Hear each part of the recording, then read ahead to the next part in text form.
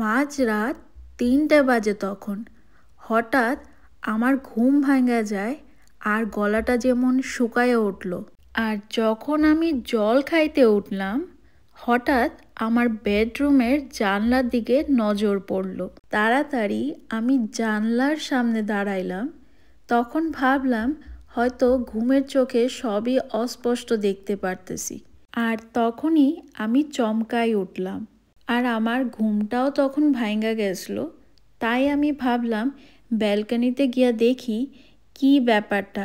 পুরাটা রাস্তা অন্ধকার হয়ে রয়েছে, কিছু দেখা যাইতেছে না। আর এরকম কখনো কিন্তু বার্লিনে আমি দেখছি না। অনেকক্ষণ ধইরা ব্যালকনিতে দাঁড়ায় দেখলাম আর বুঝলাম যে এটা তো কুয়াশা পড়তেছে। তবে আশ্চর্য ব্যাপার এটাই আসলো, লাস্ট 2 বছর ধরে আমি বার্লিনে রয়েছি, এরকম কুয়াশা কখনোই আমি দেখছি না। বার্লিনের ওয়েদার খুবই আনস্টেবল।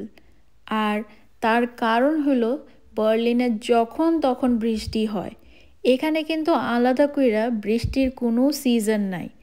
তো আমি তাই দেখে অবাক হয়েছি, যখন বৃষ্টি পড়ে তো বৃষ্টি পড়েই, তারপরে আবার থাইমা যায়, আবার নর্মাল ওয়েদার হয়ে যায়, বা স্নোফলের টাইমে স্নোফল হয়, বা ঠান্ডার টাইমে কিন্তু খুবই একটা গ্লুমি ডার্ক একটা গ্রে ফেস থাকে। কিন্তু এরকম কুয়াশা কখনোই আমি দেখছি না। এই লাস্ট 2 বছর ধরে বার্লিনে আসি, এই হয়তো প্রথমবার আমি নিজের চোখে এরকম ধরনের কুয়াশা দেখতেছি। আরেকটা কারণের লেগা আমার জিনিসটা একটু অদ্ভুত লাগছে।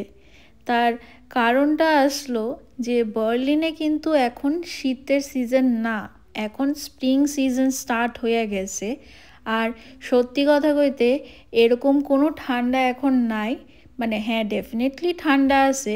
তোমার হয়তো বা এখন 4 ডিগ্রি বা 5 ডিগ্রি বা সকালবেলা হইলে তোমার 7-8 ডিগ্রি হয়। কিন্তু এই টাইমটাতে এরকমভাবে কুয়াশা পড়ার একদমই কথা নাই, বিকজ ঠান্ডা একদমই নাই। এখানে কিন্তু 4-5 ডিগ্রি টেম্পারেচারে একদমই তারা ঠান্ডা কনসিডার করেই না। এটা এখন স্প্রিং টাইম। আর মানে দেখতেও কিরকম যেন একটু লাগতেছিল, যেহেতু ঠান্ডা সিজন এখন না। যাই হোক, আমার কিন্তু আর ঘুম হইছে না। সারা রাত এইভাবেই জায়গা আসলাম। আর এই সকালের ভিউটা তোমরা দেখতেই পারতেছো, এখনও কিন্তু খুব কুয়াশা পড়তেছে। আর তাই সকাল সকাল গরম গরম কফির সাথে এই ভিউটা আমি খুব এনজয় করছি। যাও।